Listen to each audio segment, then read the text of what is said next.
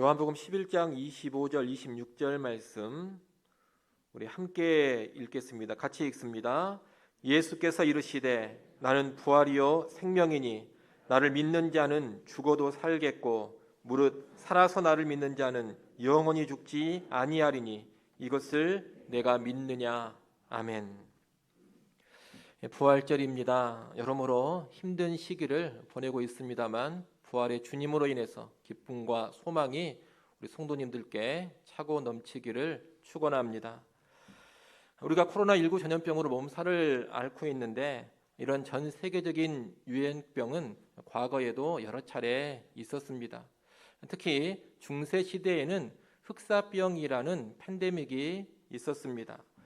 당시 흑사병은 치사율이 75%나 되는 아주 무서운 질병이었습니다. 지금 이 코로나19 바이러스의 치사율이 약 2%가 되지 않습니다. 그에 비해 75%의 치사율은 어마어마한 비율입니다.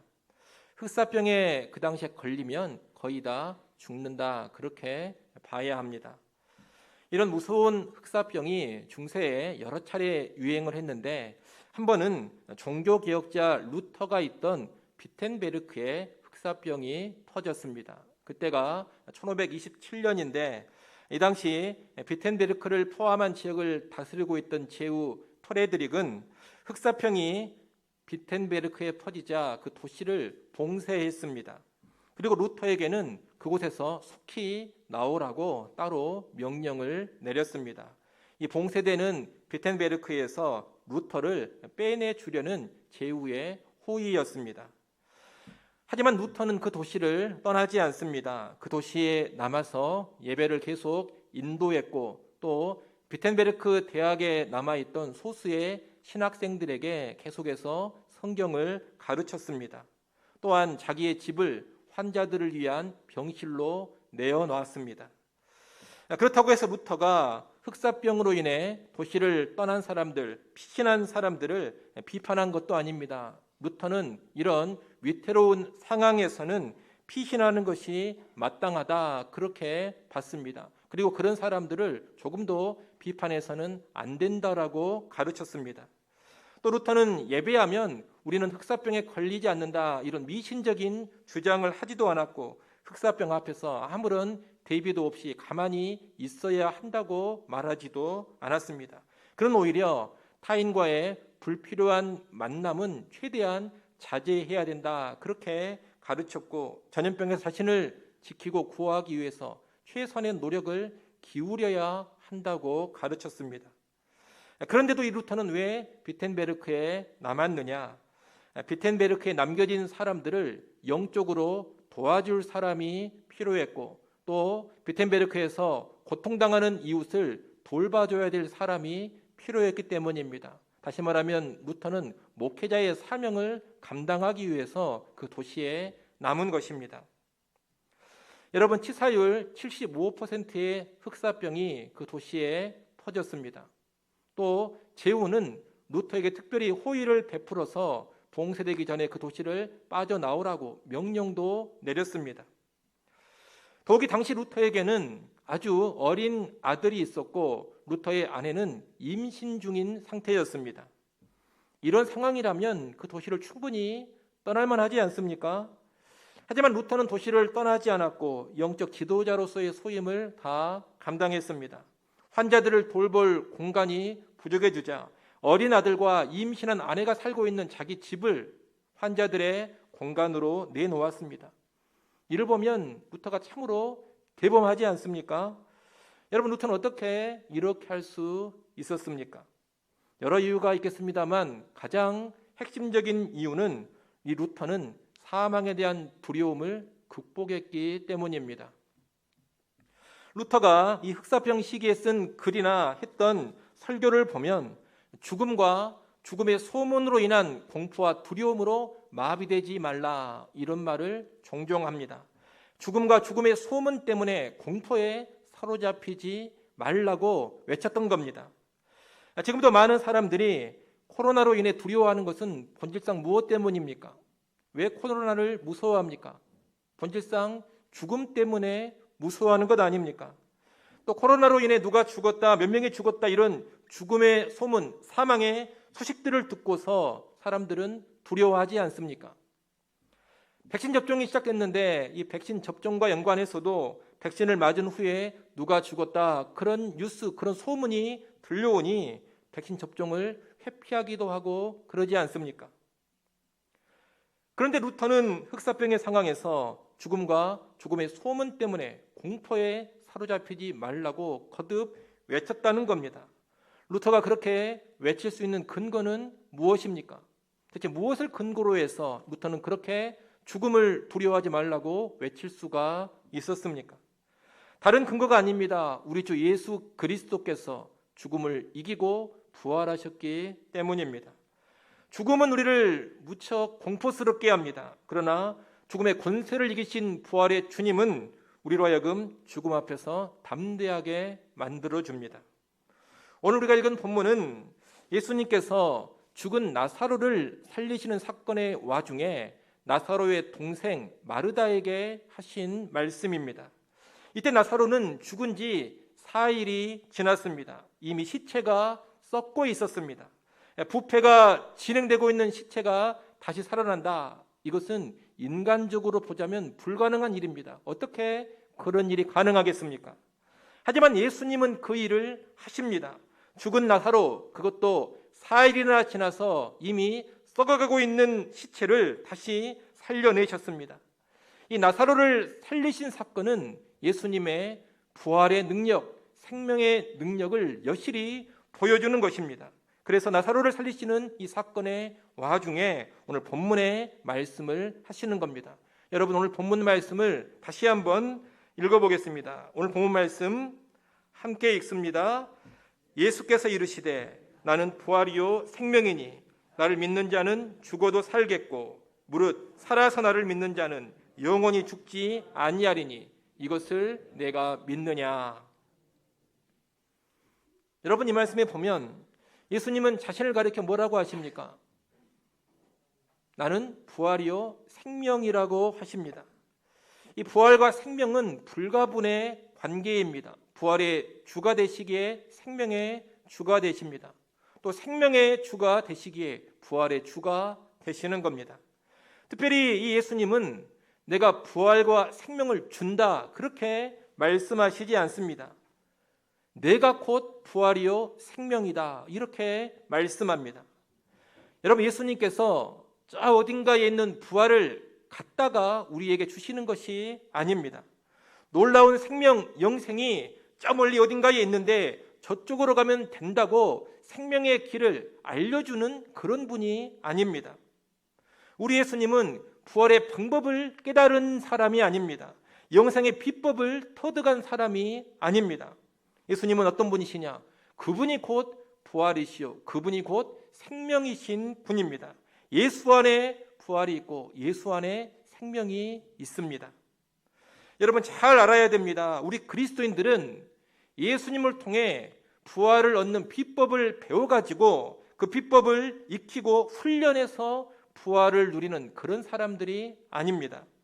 예수님에게서 생명 얻는 방법, 영생 얻는 어떤 비법을 배워가지고 내가 이제 열심히 그 방법을 실천해서 영생을 획득하는 것이 아닙니다. 그런 것이 아니라 예수님 그분이 곧 부활이요 생명이시기에 그분만 믿으면 부활을 누립니다. 그분만 믿으면 영생을 누리게 됩니다. 다시 말하면 이것저것 훈련하고 나를 갈고 닦고 수련하고 수행을 해서 부활에 이르고 영생을 획득하는 것이 결코 아니라는 겁니다. 부활이요 생명이신 예수님을 믿기만 하면 되는 겁니다. 그래서 예수님은 자신이 곧 부활이요 생명이심을 선언하신 후에 바로 뒤이어 뭐라고 말씀합니까? 나를 믿는 자는 죽어도 살겠고 무릇 살아서 나를 믿는 자는 영원히 죽지 아니한다. 그렇게 말씀합니다. 여러분, 누가 죽어도 삽니까? 누가 죽지 않고 영원히 살게 됩니까? 무슨 강한 신앙 훈련을 하는 사람입니까? 매일 철야하고 금식하는 사람입니까? 아니면 무슨 성경을 백독하고 성경을 천절씩 암송하는 사람입니까? 매일매일 전도하고 매일매일 제자 훈련하는 그런 사람입니까? 여러분, 아닙니다. 예수님이 부활과 영생과 연관해서 그런 것을 지금 말씀하고 있지 않습니다. 누가 죽어도 산다고 하십니까?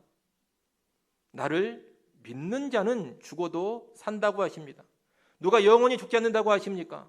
나를 믿는 자는 영원히 죽지 않는다고 하십니다. 여러분, 신앙의 훈련이나 신앙의 행함이 필요 없다 이런 이야기가 아닙니다. 그것을 해가지고 부활을 누리고 그것을 해가지고 영생을 획득하는 것이 결코 아니라는 겁니다. 믿음으로 부활을 누리는 겁니다. 그리고 믿음으로 영생을 얻는 겁니다. 믿는 자가 부활의 사람이 되는 것이요, 믿는 자가 영생의 사람이 되는 겁니다. 여러분, 예수님이 부활이십니다. 그러니 예수님을 믿는 자는 죽어도 다시 삽니다. 육체의 죽음을 경험하더라도 다시 몸으로 부활함을 누리게 됩니다. 예수님은 생명이십니다. 그러니 예수님을 믿는 자는 영원히 살게 됩니다. 이미 예수님의 영생을 그 안에 소유하고 있기 때문에 육체적인 죽음을 맛볼지라도 영적인 차원에서는 계속해서 살게 된다는 겁니다. 지금으로부터 한 세기 전에 영국의 신학자인 레슬리 웨더헤더라는 사람이 예수님을 믿어서 부활의 생명, 영생을 소유한 신자의 삶을 다음과 같은 비유로 설명을 했습니다. 제가 그 설명을 한번 읽어드리겠습니다. 잘 들어보십시오. 가령 어머니 뱃속에서 아직 태어나지 않은 아이가 생각을 할 수 있고 자기 표현을 할 수 있다고 가정해 봅시다. 누가 그 엄마 뱃속의 태아에게 이렇게 이야기했습니다. 너는 지금 네가 살고 있는 이 상태에서는 죽을 것이다. 그것을 우리 인생에서는 태어난다고 말한다. 그러면 이 태아는 이 말을 듣고서 이렇게 항의할지 모릅니다. 싫어요. 저는 엄마 뱃속이 너무 좋아요. 먹을 것이 있지요. 따뜻하지요. 사랑받지요. 보호받지요. 너무 좋고 너무 편해요. 여기서 나가는 죽음인지 출생인지 하는 건 여하튼 싫어요. 태아는 이렇게 말할 수 있을 겁니다. 그러나 변화는 불가피하고 태아는 자궁 속에서 예정된 시간을 끝내고 태어나는 순간을 맞게 됩니다. 태아가 태어나서 엄마 뱃속을 나오면 이제 전혀 새로운 세계가 펼쳐집니다. 태어난 아기는 엄마의 사랑스러운 두 눈이 자기를 내려다보고 있는 것을 보게 됩니다. 사랑스러운 엄마의 품에 안겨서 갖가지 경이로운 일들을 경험하며 놀라게 됩니다. 그 아기는 곧 이렇게 말할 것입니다. 야, 참으로 좋은 곳이로구나. 세상이라고 부르는 이곳은 내가 태어나기 전 엄마의 뱃속보다 훨씬 더 황홀하고 좋은 곳이구나. 이렇게 행복한 유년 시절이 흘러가고 성장합니다. 결혼을 하고 자녀도 낳습니다. 성취감을 맛보고 어려움 뒤에 얻는 보상을 경험하고 어려운 문제도 해결합니다. 인생의 쓴맛과 눈물도 경험하게 됩니다. 그러다 나이가 들어 노쇠 현상이 나타나기 시작합니다. 그리고 이제 죽음의 위협을 받기 시작합니다. 그때 그는 이렇게 말합니다. 나는 이 세상에서 더 이상 살 수가 없구나. 그렇지만 죽고 싶지가 않다. 나는 여기가 너무나도 좋은데 내가 사랑하는 사람들 곁을 떠나고 싶지가 않다. 나는 정말로 죽고 싶지가 않다. 그러나 그는 다시 오래전 태아였을 때의 그 과정을 거치게 됩니다. 그는 죽습니다. 그런데 그가 죽고 나면 손으로 짓지 아니한 영원한 집에 있게 됩니다. 그의 눈앞에는 어머니보다 더 아름다운 주님의 얼굴이 그를 내려다보고 있습니다. 세상에서 흘린 눈물을 다 닦아주십니다. 세상에서 고생하던 것을 꿈에 본 것처럼 잊어버리게 됩니다. 그는 주님의 품에 안겨서 영원한 복락을 누리게 됩니다. 여러분 어떻습니까? 예수님을 믿는 사람은 죽어도 다시 살고 살아서 믿는 자는 영원히 죽지 않는다. 그 말씀이 좀 더 이해가 되십니까? 여러분, 예수 그리스도는 말로만 나는 부활이요 생명이라고 하신 분이 아닙니다. 나사로를 다시 살리심으로써 그분은 자신이 부활이요 생명이심을 보여줬습니다. 무엇보다도 예수님 자신이 십자가에 달려 죽으셨으나 3일 만에 부활하심으로써 자신이 부활이요 생명이라는 것을 가장 확실하게 입증해 주셨습니다. 그분은 죽음을 이기신 분입니다. 죽음의 권세를 다 깨트려 버리신 분입니다. 그분은 진실로 부활이요 생명이십니다. 그러기에 부활의 예수, 생명의 예수를 믿는 자 역시 죽음을 이기게 됩니다. 부활이요 생명이신 예수를 힘입어서 죽음에서 자유합니다. 죽어도 다시 사는 인생이 되고 영원히 죽지 않는 인생이 되는 것입니다. 예수님은 이런 내용들을 쭉 말씀하시고서 26절 마지막에 뭐라고 하시느냐? 여러분 26절 맨 뒷부분을 보십시오. 예수님께서 뭐라고 하십니까? 이것을 내가 믿느냐라고 하십니다. 내가 부활이요 생명이라는 것을 네가 믿느냐? 나를 믿는 자는 죽어도 다시 사는 것을 네가 믿느냐? 무릇 살아서 나를 믿는 자는 영원히 죽지 않는다는 것을 네가 믿느냐? 이렇게 묻고 계십니다. 여러분은 정말 이것을 믿습니까? 예수님이 부활이요 생명이심을 믿습니까? 예수를 믿는 자는 죽어도 다시 사는 것을 믿습니까? 예수를 믿는 자는 영원히 죽지 않는다는 것을 믿습니까? 오늘 우리에게 그 믿음이 있기를 바랍니다. 그 믿음을 소유한 것이 최고의 축복이 될 것입니다. 특별히 우리에게 그 믿음이 있으면 이 땅을 살아갈 때 다음 세 가지의 모습을 보이게 됩니다. 첫째, 우리는 죽음 앞에서 큰 위로와 소망을 갖게 됩니다. 부활과 영생에 대한 믿음이 있으면 나의 죽음이 됐든 다른 신자들의 죽음이 됐든 이 죽음이 그저 슬픔과 절망이 되지 않습니다. 여러분, 죽어도 다시 산다는 것이 얼마나 큰 위로와 소망이 됩니까? 저 사람이 죽지만 영원한 이별이 아니라 다시 살아서 만날 수 있다는 것이 얼마나 큰 위로입니까? 그래서 우리 그리스도인들은 장례식에서도 찬송을 부르지 않습니까? 부활의 믿음, 영생의 믿음이 있기 때문에 세상 사람들처럼 슬퍼하지 않고 소망 가운데 찬송, 노래를 부르는 겁니다. 부활과 영생으로 큰 위로를 주고 받는 겁니다. 여러분, 혹시라도 사랑하는 사람의 죽음으로 인해서 마음이 많이 무겁지는 않습니까? 부활과 영생의 믿음으로 위로를 받기 바랍니다. 그리고 소망을 품기 바랍니다. 죽은 나사로가 다시 살아났을 때 그 가족들이 얼마나 기쁘고 즐거웠겠습니까? 가히 말할 수 없는 기쁨을 나사로의 가족들이 누렸을 겁니다. 그런데 이 나사로가 살아난 것은 부활의 샘플, 부활의 맛보기에 지나지 않는 겁니다. 그저 맛보기에 지나지 않는 그 살아남으로 그렇게 기뻐했다면 진짜로 부활을 경험했을 때는 얼마나 더 기쁘고 즐겁겠습니까? 죽은 신자들이 부활하는 날, 우리는 나사로의 가족이 경험했던 기쁨과는 비교할 수 없을 정도로 큰 기쁨과 즐거움을 맛보게 될 것입니다. 그 소망으로 우리는 사랑하는 신자들의 죽음 앞에서 큰 위로를 받는 것입니다. 또 혹시라도 자기 자신에게 임박한 죽음으로 인해서 두렵고 떨리지는 않습니까? 어느 날 갑자기 나에게 죽음의 선고가 내려진다면 움찔하고 크게 긴장이 됩니다. 처음 겪게 되는 죽음이니 그 죽음을 직면하는 것이 사실 쉬운 일은 결코 아닙니다. 분명히 두려워할 만한 일입니다. 하지만 여러분, 그때 그 죽음 앞에서 믿음을 가져야 합니다. 육체의 죽음이 끝이 아닙니다. 우리는 그 죽음을 통해 영광스러운 하늘에 입성합니다. 그리고 장차 영광스러운 몸의 부활도 누리게 됩니다.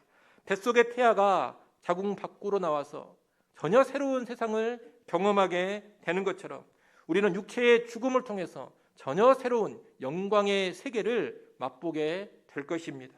그것을 굳게 믿을 때에 우리는 나의 죽음 앞에서도 위로를 받고 소망을 품을 수가 있는 겁니다. 여러분, 부활의 생명이신 예수를 믿는 사람들은 육체의 죽음 앞에서 그저 슬퍼하고 좌절하고 낙심하지 않습니다. 오히려 소망을 품고 위로를 받습니다.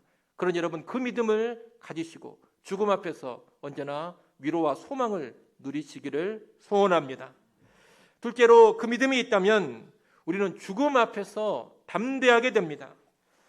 예수께서 부활이요 생명이심을 믿고 예수 믿는 나는 죽어도 살고 영원히 죽지 않는다, 이 믿음이 있다면 죽음을 두려워하지 않는다는 겁니다. 이 세상 사람들은 죽음에 매여서 종노릇합니다. 이 세상이 죽음으로 사람들을 올가매는 그런 세상입니다. 세상 사람들에게 있어서 죽음은 모든 것의 끝이요 파멸입니다. 그러니 죽음 앞에 벌벌 떨면서 살아갑니다. 여러분, 세상 사람들이 가장 무서워하는 말이 무엇입니까? 무슨 말을 제일 두려워합니까? 너 죽는다, 이 말 아닙니까? 최고의 협박이 뭡니까? 너 죽인다, 이것 아닙니까? 그래서 사람들은 죽지 않기 위해 길을 쓰며 살아갑니다. 죽지 않으려고 거짓과 손을 잡기도 하고, 죽지 않으려고 악과 타협을 하기도 합니다. 죽지 않으려고 우상에게 절하기도 하고, 죽지 않으려고 예수를 부인하기도 합니다. 그러나 죽어도 살리라, 이 믿음이 있다면 그런 식으로 살지 않습니다.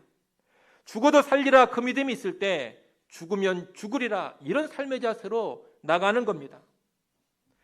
부활과 영생에 대한 믿음이 있을 때 우리가 서두에 봤던 루터처럼 자신을 필요로 한다면 흑사병이 가득한 곳도 떠나지 않을 수가 있습니다.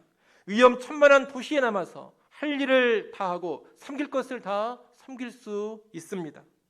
우리 믿음의 선배들은 그런 믿음이 있었기 때문에 자기들을 죽이려고 하는 세상의 권세 앞에서 눈 하나 깜짝이지 않았습니다.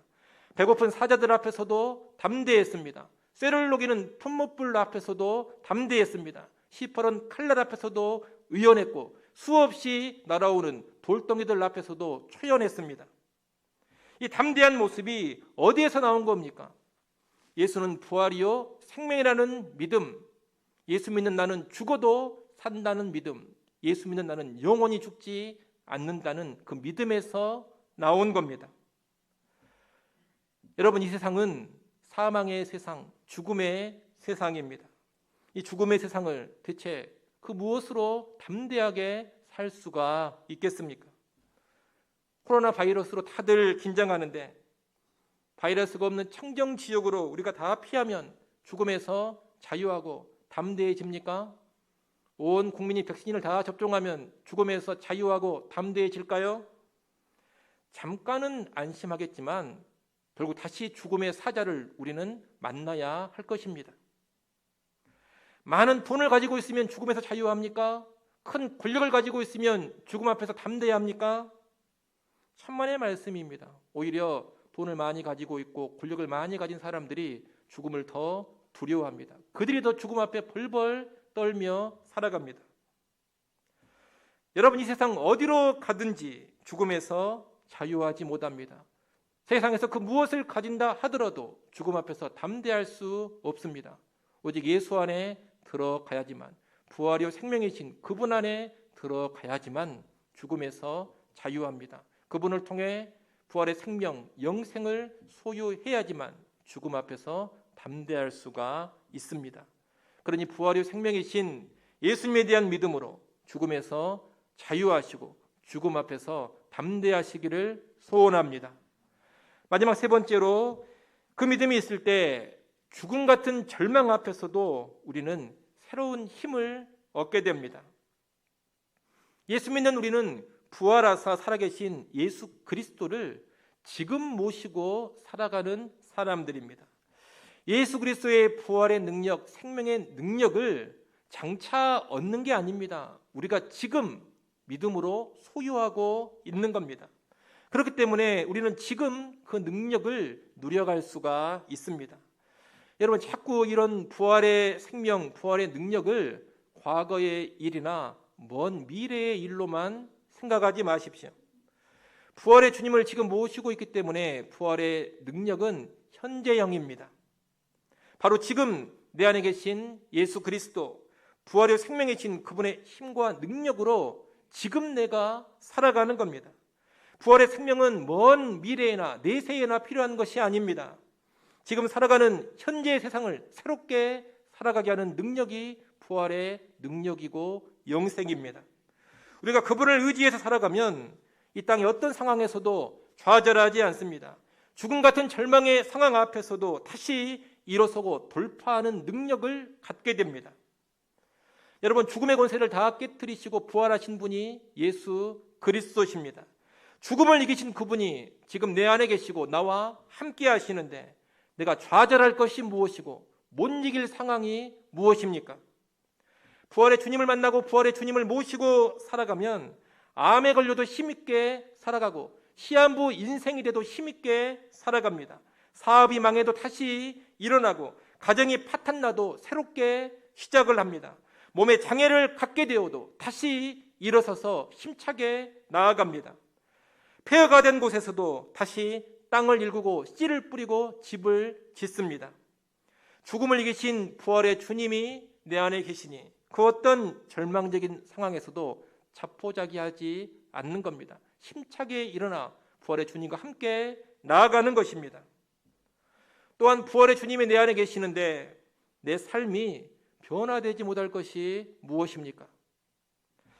시체가 이미 되었고 시체 썩는 냄새가 나던 나사로까지 살리신 주님이십니다. 그 주님을 내가 모셨는데 왜 내 삶이 변화되지 않겠습니까? 부활의 주님을 만나면 내 삶의 죽은 부분들이 다시 살아나게 됩니다. 썩어 냄새나는 부분들이 치유되어지고 그곳에서 새로운 살이 돋아나게 됩니다. 부활의 주님을 만나고 모시면 세리도 변하고 창기도 변화가 됩니다. 강도도 변화되고 살인자도 변화됩니다. 마약 중독자도 회복이 되고 알코올 중독자, 게임 중독자도 회복이 됩니다. 허무함에 빠져서 늘 죽으려고 했던 인생이 부활의 주님을 만나면 삶의 의미를 찾게 되고 비전 가운데 살아가게 됩니다. 과거에 그 어떤 심한 상처를 받았다 하더라도 부활의 주님을 만나면 상처가 치유되고 회복이 되어집니다. 이전 것은 다 지나가 버리고 부활의 생명을 소유하여서 완전히 새로운 피조물이 되는 겁니다. 우리 기독교의 역사를 보면 부활의 주님을 만나고 변화된 사람들이 수없이 많습니다. 지금도 부활의 주님을 만나고 변화되는 사람들이 수없이 나오고 있습니다. 그런 사람들의 간증을 가지고 와서 이야기하면 오늘 종일토록 소개를 해도 시간이 부족할 것입니다. 여러분, 부활의 주님은 그저 성경 속에 있는 그런 주님이 아닙니다. 부활의 주님은 지금도 살아서 역사하시는 주님이십니다. 지금도 소망 없는 인생들을 만나주시고 죽어있는 영혼들을 만나주십니다. 썩어버린 시체와도 같은 인생들을 만나주십니다. 그들을 만나셔서 그들을 살려내시고 그들을 새롭게 하십니다. 기적적인 회복과 놀라운 변화를 일으켜 주십니다. 오늘 여러분 인생 가운데 어떤 큰 문제가 있습니까? 어떤 큰 절망 가운데 힘들어하고 있지는 않습니까? 외로움과 슬픔과 낙담과 좌절 가운데 있지는 않습니까?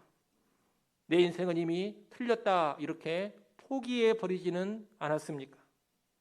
이 시간 부활의 주님을 바라보시기 바랍니다. 이 부활절에 부활이요 생명이신 주님을 다시금 바라보십시오. 나는 부활이요 생명이라고 하신 예수 그리스도를 믿음으로 영접하십시오. 이미 영접하셨다면 그분을 의지하고 또 의지하십시오. 그럴 때 새로운 꿈과 희망이 주어질 것이고 부활의 주님으로부터 새로운 생명력이 부어지게 될 것입니다. 그런 은혜를 믿음으로 누릴 수 있기를 소원합니다. 이제 말씀을 정리합니다.